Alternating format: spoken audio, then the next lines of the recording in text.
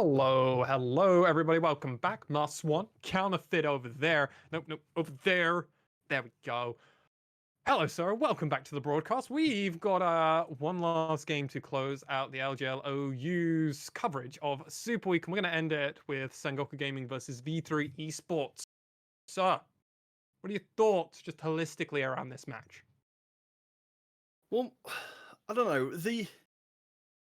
We do have the continuation factor from the previous game, because if my historical research is correct, and I'm fully prepared for this not to be the case, Burning Core, back in the days of yore, where their performances were surprisingly somewhat similar, but in the days of yore, in the promotion tournament, I believe it was V3 who actually tossed them out of the competition. Yep. So for Burning Core, it's a pretty sad day when you can lose what could have been a huge match for yourself, and then see the team that came into the competition at your expense go on and potentially have a great game, like you did not. I mean, V3 Sports have well and truly done everything that Burning Core wishes they could have done. Remember, they were our Worlds representative in 2021 2020 Worlds. So, 2021 Worlds, V3 Sports definitely trying to at least secure themselves a spot in the higher part of the table, so they get at least side selection in playoffs, so they at least can look and try and make a deep run. Maybe we can have that finals rematch where all the narratives perfectly come together and they run their way through the gauntlet and they face DFM in the finals, and we get that. Though, before they can get there, they're going to have to go through Sengoku Gaming, who have something to prove because they beat Burning Core in yesterday's game, in the heads up one between the bottom two teams. So they got that one, but they need to keep it going, and they already had a disappointing performance versus Rascal Jesters, even though at points it looked like they might actually find a way to win that one. Yeah, certainly when you compare the rosters of the two together, V3 and Sengoku, the numbers don't look great. If you're Sengoku. For V3, you've got Mujin and Hollow, who've both pulling in some truly ludicrous numbers across a team who are generally pulling in ludicrous numbers. And for Sengoku themselves, their best performer right now is Gango down the bottom lane, who has Not surprised. only slightly better KDA than the V3 support. I feel bad for Gango now, because he used to be like one of the best top performing statistical players in the region, and the Sengoku lineup has really caused issues for him. I want to highlight something before we go over to pick and ban phase, which I've been told is just on the horizon for us. Crash, in their game against Rascal Jester today, he played J4.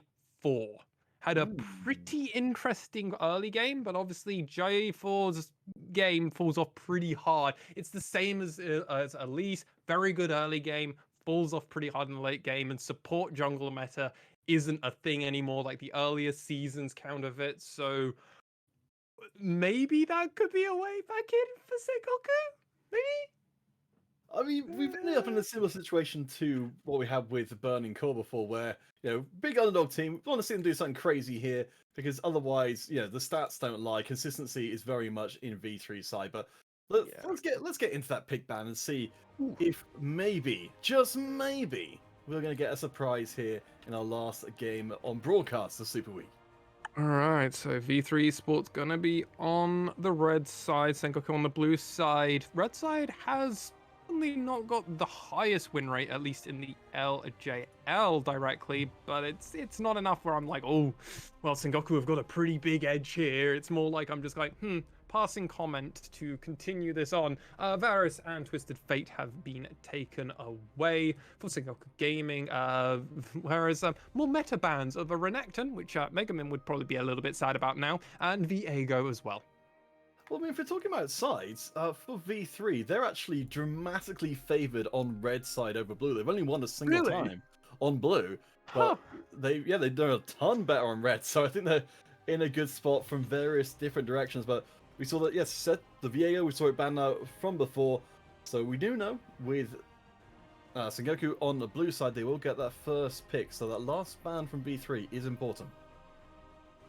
We'll see. Gwen is still on the table. Diana is still on the table. Xin Zhao is still on the table. Lee Sin is still on the table. There's a lot of high priority picks, so I'm going to be interested to see in which direction V3 want to go with this continuation of the draft. Which of these champions do they really not want to give first pick priority over? Thresh is still around, remember? Like, the Gwen is going to be taken. Ooh. Sengoku Gaming, where are you going? What do you want to see from them?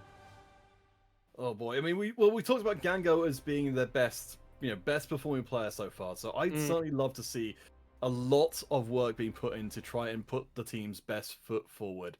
Give Gango a lot of support, give him a lot of shields, maybe, or perhaps the best form of defense is a strong offense instead. Maybe Leona being locked in. Very surprising though, not a particularly high priority champion in the support realm. If you're gonna first blind pick a support, I would prefer a Thresh. We've already seen what multiple other players have done in this league on Thresh, and NT is definitely shown to be one of the higher performers. I mean, actually, this means NT will be one of the first times since he's started playing in the LJL that he will now not be making it to a top 3 performance, assuming Sengoku Gaming don't win this match. So a lot is on the pressure now for Sengoku Gaming, because there we've got players on who have done crazy huge things. V3, pick up a Felios. Hey, one of the top champions at the moment, great hyper carry, and hey, if Gango's going to go big, why not try and make Hollow just as big? Oh my gosh, I mean, yeah, you've got the tools to make it happen here. You're right, I'm surprised for Sengoku that this is their initial approach, as the Volibear ends up coming in as well, so that's a lot of good disruption. And if you're a team that's anticipating getting ahead, having the ability to tower dive at will is no bad thing. And now V3 almost setting themselves up for a Thresh to be third pick rotated around, and now Sengoku Gaming have to just kind of figure it out. I would love to see them respond the jungle and AD carry. I really don't want to see a Rise picked here. I think you need to start responding and actually getting what you want against these specific matchups. It's no penalties. They want this, and you're just giving Ace the ability to counter pick. And Ace is a controlling mid laner, so he is just going to look at your Rise and go, okay, good wave clear. I need to get something with good wave clear, and then I can at least match you, and then we can both roam together. I'm a little worried. Also, guess what? We know LeBlanc's still open, and Ace is a killer LeBlanc, so very worried. Gango is going for the Ezreal, and let's see how V3 want to respond. Alright, so as you pointed out, V3, they've got the information they need to get that counter pick down in the mid lane. Certainly, yeah, we've got some big concerns for anyone who's not called Gango on the Sengoku side of things, so having a tough matchup is going to be all the worse, but you've got to miss out on something if you don't pick it here, and instead the Thresh is locked in, so the bottom 2v2s from both sides are finalized. I did call it the moment that they handed it over, and then the Rise was being hovered. I was like, well, there's no way Thresh isn't getting picked here for Reiner. It might be highlight real time. Get your stopwatches out, get your clocks out, get your recorders out, and get the VCS as well, because we might need it now. Because, oh boy, it might be coming in. Xin Zhao off the table. Let's get some of these priority junglers on. Oh wait, there's the LeBlanc I was mentioning. Funny that. It's almost as if these teams are very familiar with each other. Weird that. Alright. So yeah, as you mentioned, Xin Zhao, hugely high priority. We were seeing quite a lot of powerful picks in our last game being left relatively late into things. I think we're both looking at that Rise with regret from Sengoku. That could have been a Xin Zhao. That could have been a big hitter. I mean, a bit of context, it did prove pretty important. Secret had some amazing ultimates on that brawl for Rascal Jesters against Ramene's Rise. So, I mean, Ramene definitely had a good game. The competition was very tough against Rascal Jesters. Obviously, they are one of our top teams. They weren't able to ground warp out when they were trying to do stuff, so it's going to be important. Lee Sin and Camille the last few, and let's see where they go. Are we going to see something spicy from Ace, or are we going to see an Orianna and be safe? I think the Orianna's more legit. We've already got a ball carrier of this Volibear, and I mean, hey, if you can get one more ball carrier somewhere on this lineup, you're going to be fine. Yeah, I mean, it's very, very difficult to stop that getting all up in your business. So for Sengoku, very much the underdog team here. They're going to have to try and find a way to impress us in these final two picks, as Camille was banned, so Jace is picked in, and now we've got certainly a pretty strong counter to the Volibear in the Trundle. It for sure is. My only concern is normally Volibears go Divine Sundra first item, right? So that's not necessarily kind of ripping away the tank stats, and no way are we seeing Cog get to do this kind of stuff again. I thought this was gone. I thought his summer split was gone. We weren't allowed to have fun Cog. We're getting fun Cog. I'm so excited. Oh my god, top lane Tom Kench. Oh my god, I don't even know how to do this matchup. Do you know this matchup? Do you know reworked Tom Kench yet? If you're a good person, you'll of course be following Noam Watley and his Reign of Terror with Tam Kench from way before Tam Kench got a rework and update and new and exciting ways to use their abilities. But for me, yeah, I mean, I don't know what the hell we're in for here. I hope it's going to be pretty hype. Presumably on paper, you wouldn't imagine that a melee Tam Kench would do great into a Jace. No, I have to imagine we're going to see some chains coming out for split pushing reasons, and we're going to get a very early Thornmail. I'm not really fully sure the mythic you go.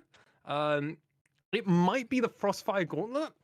I'm just excited. Cog has become known for just V3 just going, whatever you want to do, bro. You want to play Ivan top because it's meta? You can play Ivan top. You want to play Karma? You can play Karma. You can pull out the wacky stuff. And this is just in a long line of them. Tom Kent. Ugh. I'm so excited. And great shout out, by the way, over to some of the UK talent. I love it. I love it. Absolutely. I mean, that's the thing. It's a crazy thing to think that players all across the world are innovating, trying out new things, and it's just filtering through different leagues, different places, different countries across the planet. And wherever it ends up coming from, it all comes together right here and now, 1 week away from the end of the season. We see ourselves a catfish friend. Sometimes a frog, always a friend. Hey, though, again, it does kind of get countered by the Trundle. I'm not gonna lie, because obviously you'll go tank. It's hard to say. That's an interesting one. Didn't realize that was a tongue twister. It does make me a little bit worried, and it does definitely give Crash far more equity on this Trundle, which was looking mostly as a Volibear kind of counter, soft thresh counter, just to kind of be like, hey, you might not be as tanky. We'll try and do this. Crash is the front line.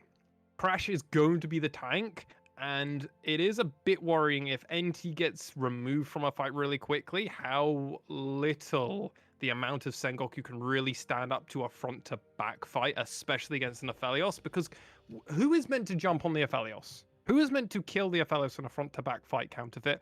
I'm not seeing anybody unless you get some kind of crazy flanks or some beautiful poke. I mean, that feels like what we got here. I mean, let's talk about team strengths and things. Suddenly, it feels like here for Sengoku, we've got two different characters in the Jason and Edgel who both can poke from some relatively long range. If we've got standoffish kind of fights, so that's at least an advantage they've got over V3 here. I'm just very worried about this. Crash is 0-5 on this Trundle of all time, whereas Mugen is undefeated going 4-0. So, I mean, when you start putting in these stats and stuff, thank you over to Reed HD, because he has it in his name, so I'm gonna fully give him the full initials. Reed just giving us that shout out over in production land. Wow, those stats basically completely define it. Actually, I'm like, nah. I think V3 have got this one counterfeit. They got a front-to-back team fight. They have to protect the president with the Aphelios, with the Tom Kench and the Thresh. Hey, they got Oriana balls for days. Let's go. V3 Esports versus Sengoku Gaming. All right. Sengoku, looking to try and defy some expectations here. They brought out maybe some of the picks which we think might run into trouble here. V3, they've got themselves a chance to get into a very strong position coming into the final week of the season as well. Let's talk overall game plans here then, Swan. Sengoku, V3, what are each of them trying to accomplish short and long term? Okay, so Sengoku Gaming. Don't know. Give me a moment on this one. We're going to try and figure that one out. All right.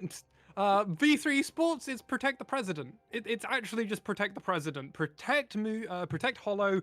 Ace can be this secondary carry. Obviously, we know Oriana's going late game can be terrifying as well. But when you look at this, Hollow and Ace are going to be most of the damage. Mugen will do a lot of stuff, allows them to either dive if they're ahead, or if they want to actually play reactively. Definitely Volibear is great at doing that. And guess what? They've got a Time Kench, they got a Thresh, they got double support. Thresh is obviously just going to be lanterning and hooking people for days. Rhino rather, on that Thresh, undefeated in 2021 with that. 8.0 KDA. Do you want to know who beats him in the KDA department on his I'd same love to. team?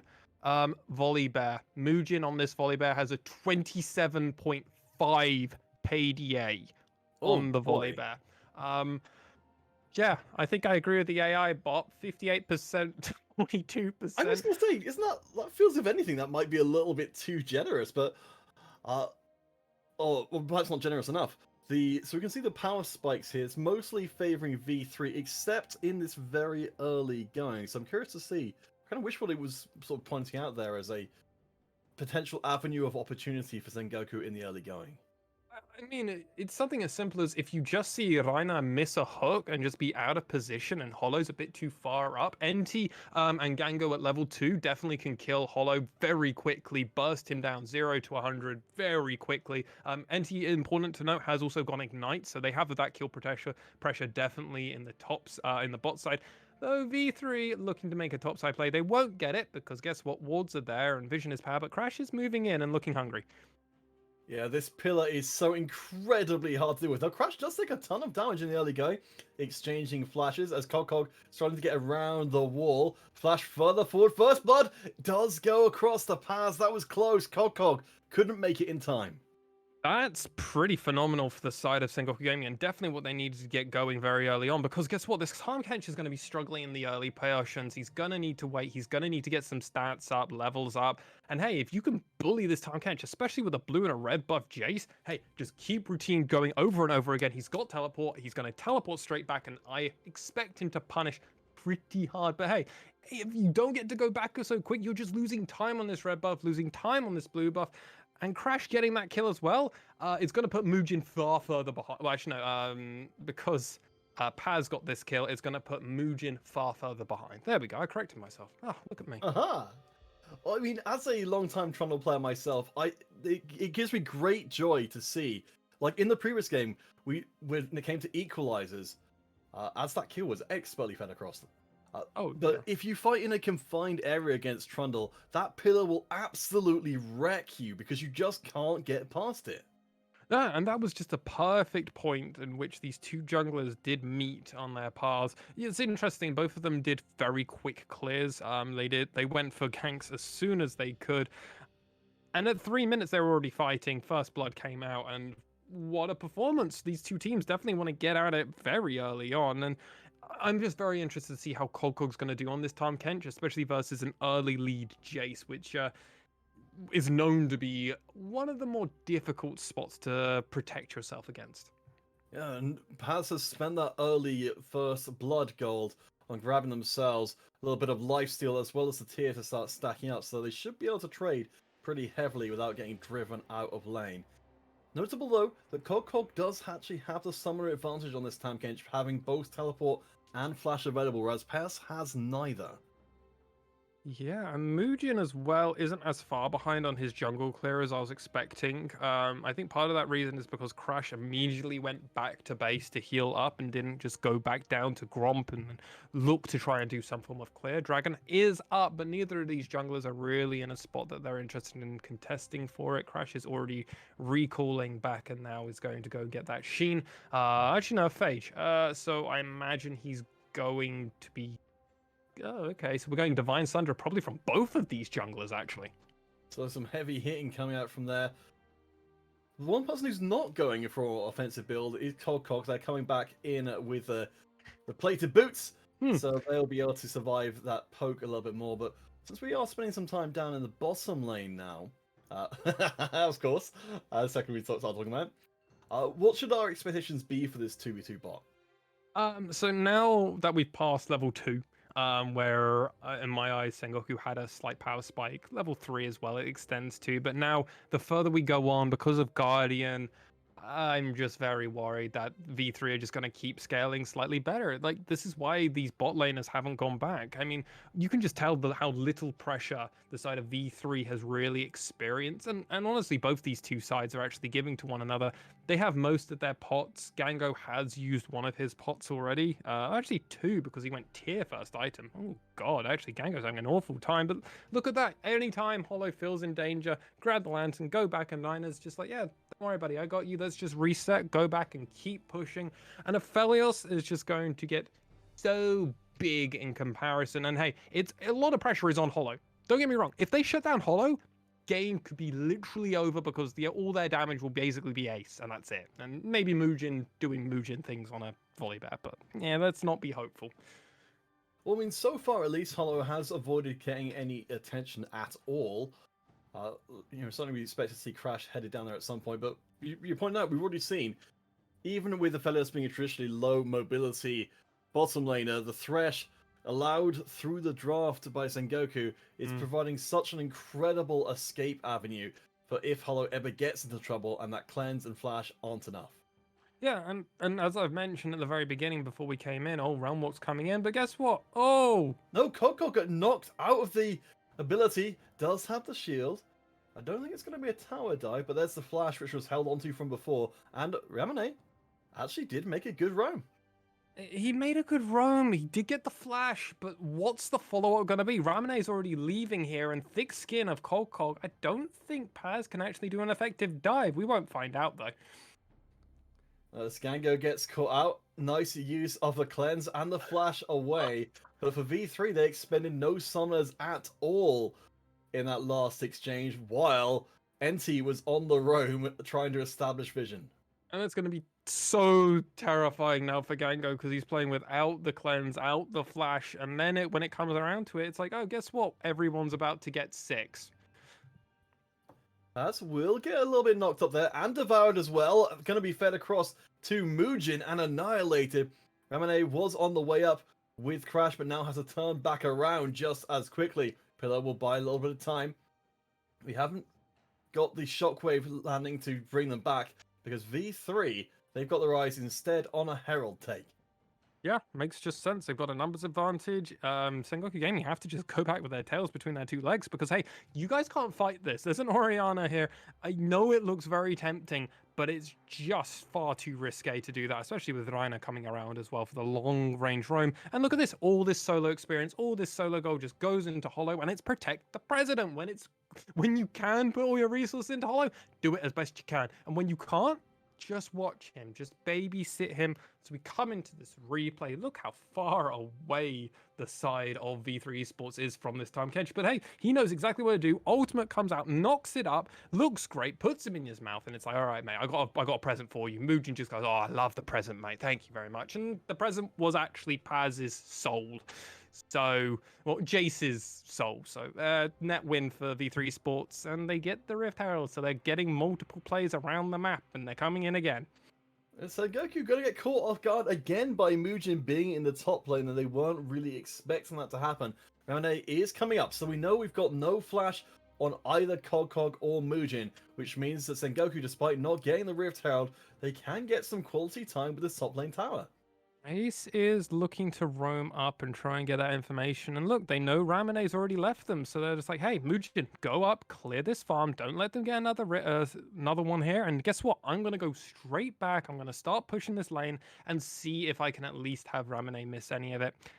Isn't quick enough, sadly. Ramune is very quick on this rise. But hey, where was the solo goal going out through all of this? Hey, Ramane's doing fine in the farming department, but as is Ace. And when it comes back around every single time, it's like, well, where's all this gold going? Where is it? Sengoku have got a 400 gold lead at the moment. Those turret plates definitely helping, and a lot of gold is being funneled into Paz. I just worry if the putting it all onto this Jace is actually going to be the effective play in the long run, because where do we actually expect to get onto Hollow? Where do we expect you to really get onto Ace? Like, I just don't see it happening, counterfeit. Because every time I get worried, it's like, oh, well, I can just land it away. Tahm Kench can just eat me. Muujin's just going to come out of nowhere, ultimate onto it, and just stun everything. Like, I'm struggling to see a world where it really works out for Sengoku Gaming unless they find picks. You're right. It does seem illogical for Sengoku to, to prioritize the opposite side of the map from where their main problem lies in Hollow. But we can see that Paz is attracting a lot of attention. In fact, V3 actually want to shut down this tower in its entirety. Sengoku have managed to read the play relatively well, though, because they're going to be there to react in time. And of course, we're in a situation for Sengoku. They have got the realm warp. V3 don't. So presumably, map-wide plays are going to be easier for Sengoku than they will be for V3. Oh, 100%. But something that they've got that Sengoku are acutely aware of at this moment in time is the fact that Rift Herald is on Muujin's paws. And at the moment, with that being there, it means anytime you see Muujin on the table, you're like, oh god, he could just throw the Rift Herald. The moment he's done it, he's actually doing it here, and now it's even forcing out the TP from Ramune because it is such a threat that they could just lose so much so quickly. And hey, Muujin's like, hey, I know someone who would like some gold. I think he's an Aphelios boy. Yeah, I mean, Gengo is gonna be very upset that that they've actually been outmaneuvered here by V3. So they postured towards the mid lane to V3, and then immediately switched towards bottom. So that's where the Herald's going to be coming out instead. Realm Warp will go behind Ace, forcing out the flash. Oh. Nice catch there. Charging forward, the pillar drops, and that will be the kill. So Sengoku, they fall back with their own play. Paz is down on minimal health, looking for that tongue lash. Nice evasion. So I think they will be able to get away. Now they have to double back. Now it's the second tongue lash. Nice! Use of the hammer leap to be able to get away. And hey, Sengoku, the gold may be identical, but it does mean that they've got themselves some free time in the mid lane. They did, but they did lose bot lane turret. I mean, Gango is just pretty far behind at the moment of his compatriot on this Aphelios, purely from a gold standpoint, because guess what? One of these players got fed 5 turret plates, actually, at least half of 2 of them, whereas the other has only got 1 turret plate, and that was shared with it. It looks so good here, but the fact is, the ultimate comes down from Leona, the pillar just locks them in place, and they can't do anything about it. Ace tried as they absolutely might. There wasn't probably a way out of that unless they did some crazy 4D chess move of like maybe flashing over the wall again and going bot side. I don't know. It's a bit risque doing anything like that. They went for the clean thing. They went for the thing that makes sense in the moment. Didn't work out for them. And Cog was 1v1ing Paz rather comfortably. That's terrifying because that's meant to be your secondary tank, protect the president player. Huh. Yes, it's not ideal, is it, when you've got someone who can build just defensive items, can still slap you around in the top side. Yeah, he just wants to be near you. He just wants to get his Bambi Cinder stacks going. Oh my gosh. Well, Crash, you can see there, is actually on the hunt for Cog, so definitely feeling pretty confident about their play, especially with Paz coming in. But for V3, they're the first ones on to the first Drake of the game. So this hasn't been like the previous game, where the Drakes were being taken from spawn. We're nearly up to 15 minutes before V3 locks down the first one. And as I was mentioning earlier, 1,000 gold ahead of his compatriot. Hollow is really getting this gold stack funneled into him. And while everyone has finished Mythics somewhat around the same sort of time, you really don't want to see Hollow getting that 1k ahead because 1k can very quickly snowball into 2. First turret, though, taken for Sengoku Gaming, and at least they've got some form of control over this map. The question is going to be, when they come to these big team fights, how are they going to go down, as Muujin is already on the hunt. Yes, straight off of the charge further forward. I like what we're seeing from Sengoku here, actually. That they saw the play coming and they were able to disengage in time, which I think is the opposite of what V3 wanted. They wanted a hesitant Sengoku squad who weren't sure if they should take the play or not, and then would have the play forced upon them. There's the hook, one way of making that happen. We were looking for the volley bear ult as well as a true shot barrage. It cuts out a lot of health bar, but it doesn't get any attempt at steal. No attempt at a steal. Sengoku are like, hey, maybe going front to back versus a team that very much wants to go front to back isn't a great idea. We're going to have to do some split laning. And that's honestly where Sengoku Gaming are hopeful. They need to have Paz and they need to have Ramune both get really thick so they can just start being 1-3-1 machines. And they can just force down the side lanes of the side of V3 Esports. It's going to be difficult for them, though, to actually find that because guess what? Kolkog's really good at getting around the map just as well as Ramune. So then it kind of puts you in an awkward spot where you're like, well, they always can get two players very quickly from one place to another, especially as Tahm Kench levels up. So what's our hopes for actually continuing this on? And I think a lot of it all stems on Paz. Certainly Paz and the rest of the squad, they are building up slowly. We've got the Mythics, we've got Everfrost coming in for Ramune there, so they will be able to set up future plays better. The Divine Sundra has dropped in for both Crash and for Gango as well, so we're kind of at a roughly equal point, though notable, one player, or at least one mid laner, is missing their Mythic right now, and that's Ace from the V3 side of things, so they are considerably less powerful. Oh, no. Tell a lie, they just got on boy it. Never mind. Tell me lies, tell me sweet little lies. But this one isn't a lie, it's truth. Luden's Echo coming down now for Ace. And guess what? Power spikes incoming. The side of V3 Esports are more than happy to fight. There's a stopwatch there for Reiner, so don't catch yourself out, Counterfeit. If he goes into the middle of three men, 3 people, 4 people, and then suddenly just ults and gets Zonya'd, that be why he is prepared to do everything, and then maybe Kolkog can come and eat him and take him back out of the fight. It might be all right. It doesn't matter. But V3 Esports just seem to be running over this map, and Sengoku seem to be playing far more reactive than proactive. Yeah, I mean, after that first kill for Sengoku, you mentioned before that we had the 400 gold lead. The entirety of that first blood was the lead for a while. Sengoku couldn't find a way to extend it further. They've instead been trying to just get as much movement through the game as possible. We're still in a game where we've got 3 tiers on different characters for Sengoku building up. They're all on about 300, 350 at the moment, so it's still a while before we really see them take off. Oh, it will be, and even just transforming, obviously buying the Manamunes, actually going forward, it's gonna take a bit. I mean, Gango is actually all there with the 360, so we're just waiting on Ramune and Paz. Paz was by far the furthest away, and is yet the first one to get the mana. What's the first? Oh, I hate this item. So the way I remember it is, if you need more mana, you have the mana at the beginning of the name, the Manamune. And I believe the one with when it's completed, Muramana, it's where you've gotten more mana, so you don't. So you're asking for more mana, so that's why you're more Muna mana. It's it's not when you've got it all. I'm gonna have to go and check that one because I'm starting to doubt myself now. Oh god, oh well. But as we are waiting, Dragon is spawning, Baron is spawning, and these two teams, they're going to be fighting it. Who do you like a little bit more, Counterfeit? Who do you like a bit more? I think if we can see a fight where Sengoku get an actual amount of poke down early, Gango, of course, the one who's looking to do that, then I think they could be in a good spot. But as you said, if it goes for a straight fight, I don't think there's any way the V3 loses.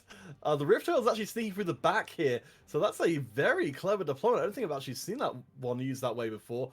But while the Herald goes in, that's going to be mid-tower down. V3, they don't actually take a fight.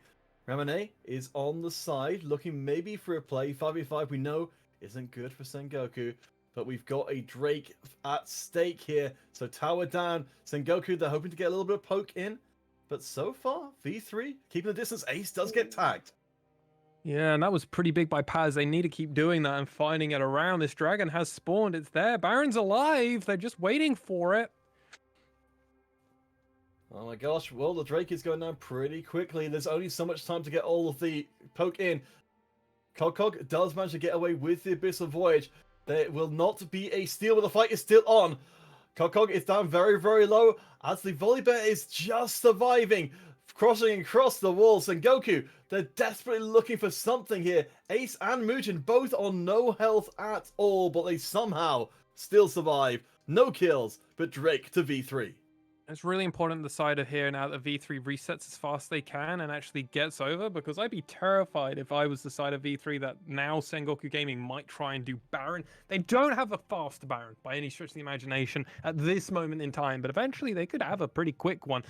This fight just goes so well because V3 Esports are just identify, hey, we just need to get the dragon and then get out at the moment, because we do not win this fight if Ace gets tagged twice, which he was. He was tagged twice by Paz. The moment that happened, hey, we gotta call it quits, guys. We need to just try and get out with our lives. If we can get the dragon, it's still net positive for us. Well, in actuality, what if V3 Esports just did the Baron themselves, kind of fit? Huh? What did you think of that That's one? not allowed. Did you think of That's, that? Huh? that seems extremely rude.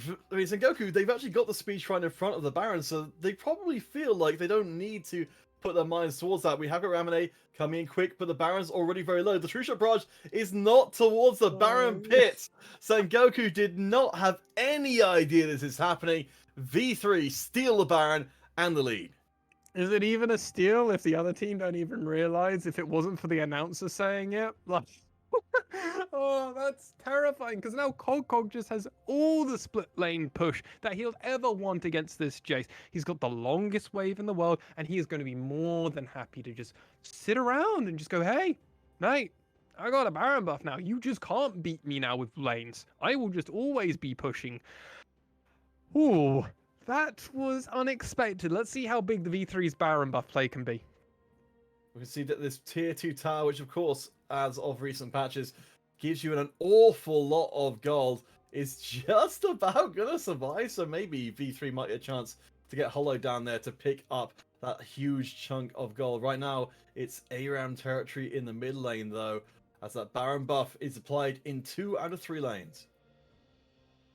And I mean, I can't blame the side of V3 Esports here. They're just kind of knowing that the map is theirs to do as they please. And I can't believe that there was no safety wards. And they were relying completely on the Scuttle Crab. And oh no, Paz wants it. Stop me if you've seen this one before. Cog goes in, gets the Devourer, sets up for Hollow to come in and take the kill. True Shot Barrage across as Paz gets splatted. There is no safety under the crumbling tower as V3. They've got the Baron buff still. They look like they're going to push forward as a unit. While this is going on, Ramune is on the top side trying to return the favor, but I think this may be a bad trade for Sengoku, who could be about to lose an inhibitor tower for a tier 2. Crash being forced away. Inhibitor is ripped open. V3 can charge further forward, and the inhibitor is surely going to drop. Shockwave will catch Gango, who manages to just about crawl away under the tower. But it's not a good trade for Sengoku. The effective Baron play, if you ask me, from the side of V3 Esports. They get the bot tower, they get the actual base tower, and then they get the inhibitor. Huh. I wouldn't have expected it. I mean, great Moonlight Vigil coming out from the side of Hollow there. Amazing performance there by Cog, getting Paz in so far down, like so low at that point, and just continuously applying pressure over and over and over again. He has no idea it's happening till it's already gone down. Gets almost what looked like an electrocute proc. It wasn't, I don't think. Moonlight Vigil comes through, bang, flamethrower, so it gets it down, and hey, the moment that goes, the side of Sengoku just go, well, we have to play defensively now. It's at least some relief for them that they got something, and that Ramune on that top side play did get a turret, but it's not ideal. Well, that's what I wanted to talk to you about. So for Sengoku, they had a choice here. Bring Ramune back to try and defend and make it less of a bad push, or try and at least make a trade. Oh, no, never mind. We're not going to have any chance to talk about anything at all, because Sengoku get caught. Ramune is joining the fight this time round. Mujin's going to get locked into place. Will be devoured to keep them safe, as that's a second health bar for the Volley Bear to rely on. V3 got to be careful here, because they might be ahead, but this time round they haven't got the major advantage, as V3 actually split themselves towards the mid lane. Doesn't look like Sengoku wants to chase any further though, because this Infernal Drake is up, but it's going to be traded, I think, for a tier 2 tower. Yeah, and I mean, if they can gladly give over an Infernal Drake, because if they're like, hey, if we can get a dragon, we can just keep pushing. Like, we can just keep going. If they're willing to trade their dragons are temporary. Turrets are forever. I mean, doesn't quite work out that way, but if you're able to get 2 turrets for 1 dragon, net win, net Oh positive. yeah. You're just making so much gold, you're applying so much, and then what does Sengoku Gaming actually do around the map? Because now they have no control over the actual lanes. They are just now on long lane territory. They haven't got any way into the mid section. They haven't got any way into the bot side section. And this actually works brilliantly if you're on the side of V3 Esports. And the reason is because they've already got your bot lane inhibitor. They don't need to worry about that. And they actually want to play around top side. So they're far more interested in playing around the Baron that's going to be spawning in 1 minute 30. So everything actually, this worked perfectly. Sengoku played into V3's trap, going for that dragon, and then going, "Hey guys, you just lost your top turret and your and your mid turret. We now just have complete control of your top side jungle. Good luck." Well, I think this calls back to what you were saying before. That for V3, they have mostly been leading the dance here. Sengoku been As playing Mugen reactive. dances, yes, absolutely. Lord Yes, of the it dance. all fits together. It's all part of the script. But if V3, if they're the ones calling the moves, if they're the ones calling the plays, you're always going to be one step behind when you have to make, make a reaction play of your own with often, as we've seen, incomplete information. Yeah, absolutely, and it's just something as simple as V3 are far more aware of how to play around with this information. Gango's going very aggressively onto Cogcog. Cogcog has thick skin. He's glad to do it. And Reiner, land that. Do it. Make the hype reels. Make me have hype reels. Well, this is, while this game is going well for V3, they definitely come to this one as the favored team. For Sengoku, they are in a tough spot and they're about to get flanked as well. Ramune are going to be forced to TP into the play because a full 5v5 team fight is about to kick off. Ramune coming in from the side. The Trundle has been devoured and deleted. It's just as easy as that, as V3, with only a cannon minion and a couple of casters, are headed down the mid lane. They do have Sengoku on their back, though, but the poke needs to come in, and that takes time. V3 will use that time to get what looks to be a second inhibitor, and maybe even make some progress towards a third. Still going for it. They're wanting a fight. Ace is in this top side. They're just going to keep pushing. Ramune coming in. This is a little bit spicy here. Cog is on the wrong side of the wall, so we'll be in a little bit of trouble. Gango is still trying to do enough damage to be meaningful, as Cog has been chunked down. We're back up to full capacity for the squad. The Trundle come back in again as instant deletion onto NT. The damage from a 3-item affair. Let's make that a double kill. Oh my gosh. 3 items, 3 kills. Mr. President, he is safe. We got him out. It's fine. He got 2 kills. All right. Very good. Very good. Roger, Roger. They get the Baron. They get to take it all. They force everything. And Sengoku Gaming, what can you do versus the might, which is V3 Esports and Hollow, just doing 30 things? What? I mean, okay, Paz misplayed here because he actually knocked Cog through the wall. That's how Cog got out. He didn't even use his flash. I was like, oh, Cog flash. Nope. Paz actually just let Cog get out. But this is what's so well played. One with the flamethrower, and then he actually pops. What does he do? Oh, he switches guns to get that. Yikes. Well, Hollow has Aphelios mechanics. Hollow just got 2 kills, and this will only get worse and worse and worse. He's even brought himself a Salt Watch just in case. I don't even know if he had it going into that team fight, but if he didn't, he's now got it. They've got Baron, and this should be the death push march. There's the catch again. NT being dragged back into hell as Ramune will ultimately decide not to go forward with the teleport. Mujin charges in. That's going to be a pretty risky play. Ramune is down low. Crash is very, very tanky. Shockwave misses. But that's the Ezreal. No, chased away. Ramune is dead. Cog does drop down. The health bars are low. V3 have been playing pretty close to the mark for a while. You can see Gango desperately trying to find their way into the fight. But they know how dangerous it is. Able to shift away from getting caught. As inhibitor will be the casualty. Hollow goes forward very aggressively. But they've got a escape outlet. And that's always going to be Reina. Yeah, it looks like they're going to want to try and reset onto this dragon that has just respawned up. But Gango, oh my. Reina gets the hook, but will be deleted. This is Infernal Drake time. And the Sengoku perhaps feel a little less bad about trading that previous Infernal Drake to all the towers before. I'm very surprised decided of actually that V3 are just giving this dragon up, even especially after just getting the Baron. They still have Baron buff for another minute, and they're just running away. I'm very surprised that they're giving Sengoku Gaming so much respect. But hey, maybe it's respect that they've learnt from scrims of the past. So this play goes down, that hook comes through. NT actually goes, yeah, sure, I'm up for the ride, why not?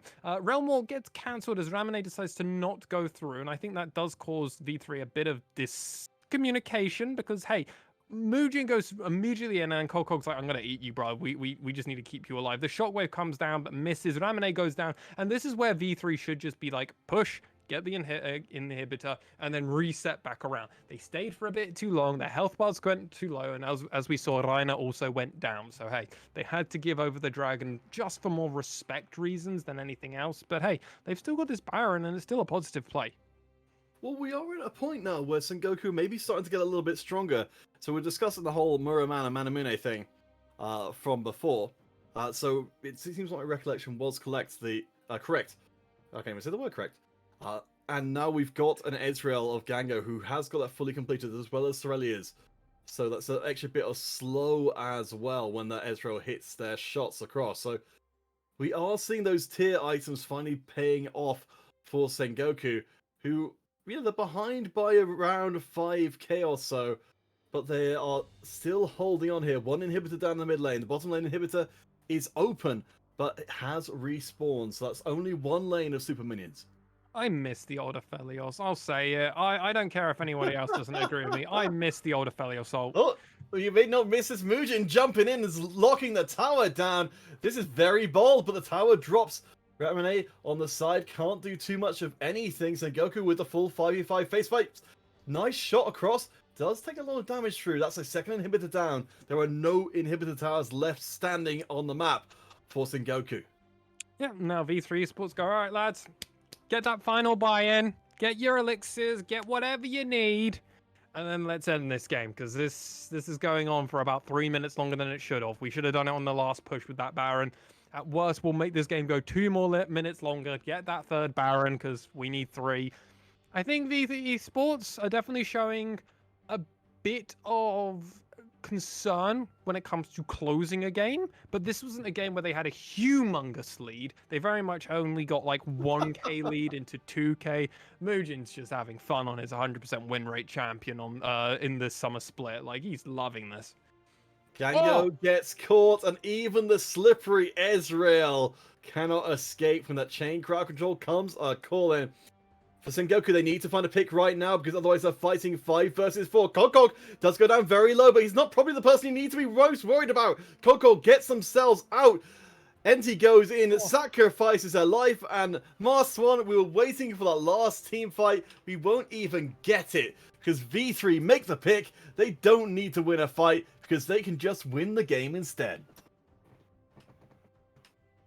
What a performance from the side of V3. This was clean. This was protect the president, and they did it so well. Cog, may I just add, literally tanked up like 2 ultimates and then just jumped out. Like the guy just didn't care. He was just like, yep, I will tank your ultimate and then I'm gonna jump away. And then as you said at the end there, I don't think you need to do anything there. That's not the man you need to be targeting. And I couldn't agree more, Counterfeit. What a performance.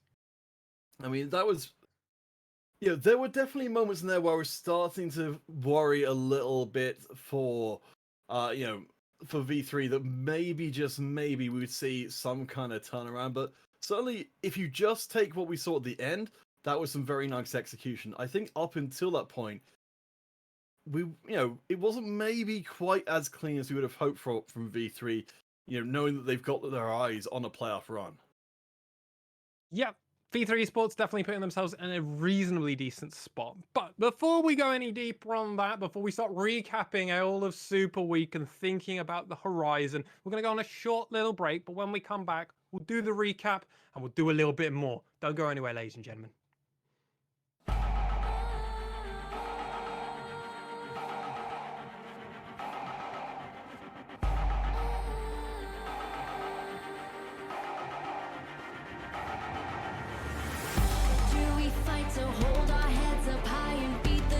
do what we love.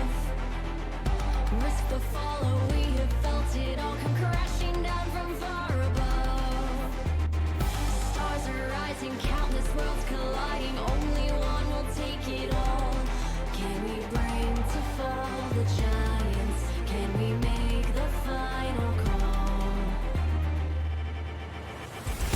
We are the ones to ignite the darkened skies, the champions of a world that we defy. A soul reign of the few who rise up high, and we all fight at the last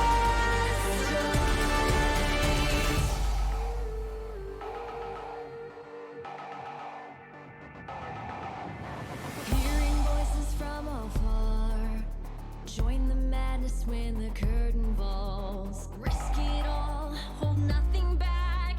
Seize the day, we must attack. Stars are rising, countless worlds colliding, only one will take it all. Can we bring to fall the giants? Can we make the final call? We are the ones to ignite the darkened skies, the champions of a world that we defy. A soul reign of the few who rise up high, and we all fight at the last. Hello, everybody. Welcome back to the Desmar. Swan here with Counterfeit. And ladies and gentlemen, that's our final game. But I'm not going to do a recap because guess what? We do a podcast where we actually do that weekly. So go listen to the LJL UCOD podcast on our YouTube a few days after we record it live on our Twitch stream, which you can watch live as well. And if you're interested, we do an audio version. As always, for those people out there, rate us over on iTunes, give us a comment on the YouTube section, and we'll give you a shout out as well for the comment that we like the most. Anyway, plugging done. Sengoku Gaming V3 Esports. I'm so happy. Cog just gets to play absolutely anything, and apparently V3 Esports win?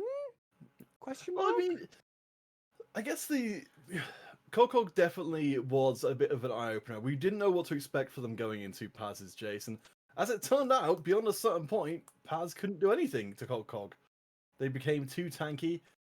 Paz couldn't keep up, and as much as some of the poke coming back from, from them in that last game, from Sengoku was on occasion powerful. Whenever it hit Kokog or Mujin, it just didn't matter. Cog is the player that is 4-0 on Nah, 100% win rate. This is also the same player that is 0-2 on Dr. Mundo, 1-1 with Gwen / Viego. So he's won a game on Viego, lost a game with Gwen. He played a Karma game. Who else is playing Karma at the moment in the top lane? Not many people, I'll tell you that for sure. Lulu as well, he's played there, and he got a win on the Lulu. So, I mean, this is a man that will literally pull out anything if he's allowed it. Tom Kench is just in that long list. We saw Tristana tops. We like this guy is I adore watching Cog, and he really made this Tom Kench actually seem kind of deadly at points, and or even at the end, right? Take everything and then just get out. Don't die. And then just get in, get out. I'd honestly say it was one of the biggest eye-opening things from that game. It was very, very hard, I think, to make any kind of play where even with the Devour being changed to an ultimate ability rather than a standard ability, you're still seeing that trying to set up and play around Tam Kench as an organized team is really hard, because anytime you make a play on anyone but Cog, nearly all of the time, that's got to be Hollow. You're talking about it from the very beginning of the game. Hollow ended out this game without a single death. They had Reyna there. They had Cog there if they needed them, which they oftentimes didn't. But yeah, Sengoku never even got close. No, they didn't, and it felt like at points that some of these fights were going their way. Like they were allowed to have one dragon, but then they actually ended up losing so much because they lost mid and top priority. And then the second time around, it was like, oh, actually, maybe Sengoku have a bit of fight. They're finding picks. They're definitely getting some shots onto Paz. Definitely getting some shots onto Hollow. I mean, that's Paz basically just doing all the shooting with that Jace to get Ace and Ace and Hollow low. But even then, it wasn't enough, was it? And it feels like this comp was a bit too. There is one thing I want to bring up very quickly before I hand over back to you. I never realized the genius of the Tahm Kench until Crash ultimated on the Trundle Tahm Kench. And then Kogog just goes, alright, cool, eats him, and then the rest of the team just die around him. He spits him back out, and then they just delete the Trundle. I was like, oh, the pick's so smart now. I'm so stupid. Oh, it's so good. What about you? What do you think of it? I think it was spectacular, honestly. You mentioned particularly that Cog has been given the freedom to be able to bring out Really? picks without necessarily having the big competitive history behind them. And I think that's how you stay ahead of the curve. There, is you have players who are willing to build up these picks on the sly, make sure that they have really good mechanics, and then I think you'll just win games off of picks like this. If anything, I'm maybe a little bit surprised that V3 Esports brought this out here. Rather than waiting until the playoff stages, because you get a performance like that from Cog in the playoffs, that's maybe a game you just win for free. I mean, it is not outside of the realm of possibility that we could definitely see it again. And hey, if you're forcing other teams because they're terrified against you guys going, if they go Aphelios Thresh, something else, and they just look at it and go, oh, if they do the protect the president thing, we've got to ban this Tahm Kench on second rotation. If you're forcing the enemy team to ban something like that, hey, you got to feel great. And with that win also, Cog, because it's not his first game, of course, on Tahm Kench top, because of course it's not. This is his second game and he gets the win, so he makes up for the first game where he lost the first time. So hey, I mean, it's all good around here. For this does also mean that Sengoku Gaming are out of the LJL 2021 summer split, and disappointing performance, really. This was a roster that we had high expectations for. We thought they were a lock before we came into the summer season.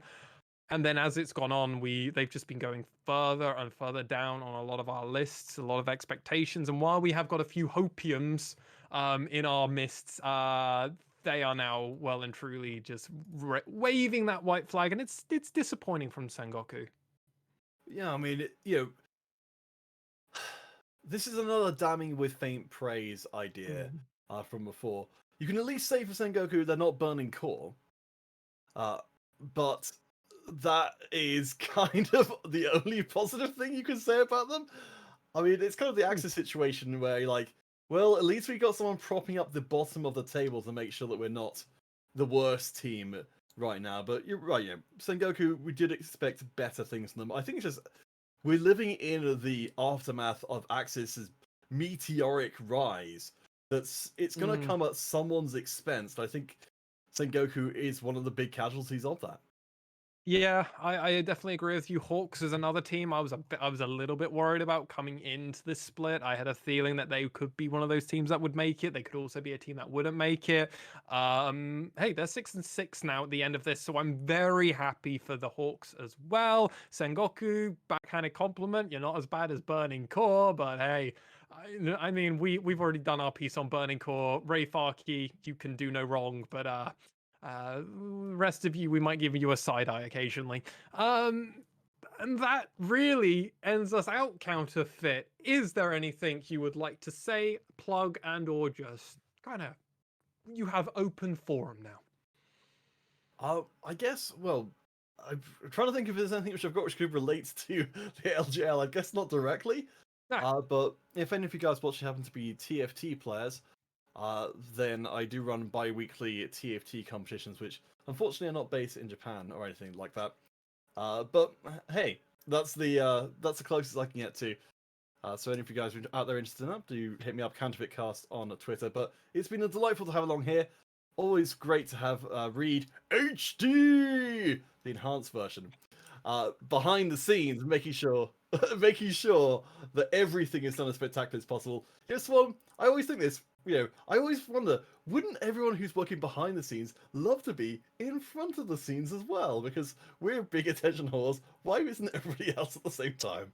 Well, Chimo has actually joined us in our ranks of doing that. He actually put out one of the hype videos for the LJL Super Week, and it was actually Chimo's pick was, I believe it was Rascal Jesters versus Sengoku? I don't know. Chimo's probably going to message me now and tell me, but even our background producer, administrator is getting involved. Who knows? Maybe if we can ever do this in IRL, maybe we can get an appearance from Reed himself. We'll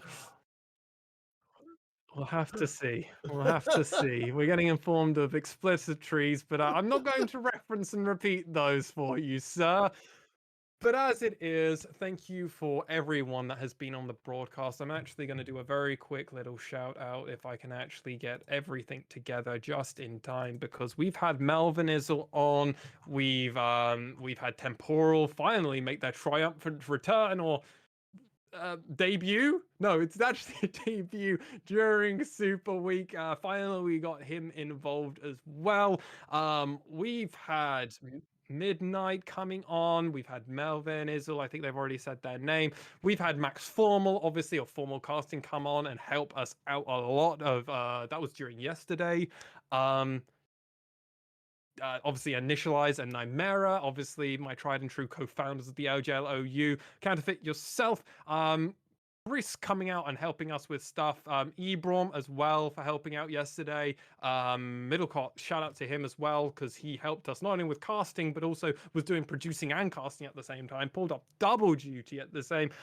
What a performance, and honestly, thank you everybody out there for watching. Before you know, we've got a podcast coming out on Tuesday, and you can watch it live here, and if not, we got in a week and 6 days, we're going to be back, ladies and gentlemen, for our final week of the LJL OU, bringing you the LJL 2021 Summer Split. Don't go anywhere, ladies and gentlemen. LJL's getting hotter. Hit that follow button, hit subscribe on YouTube, and we'll be back very soon. Bye-bye.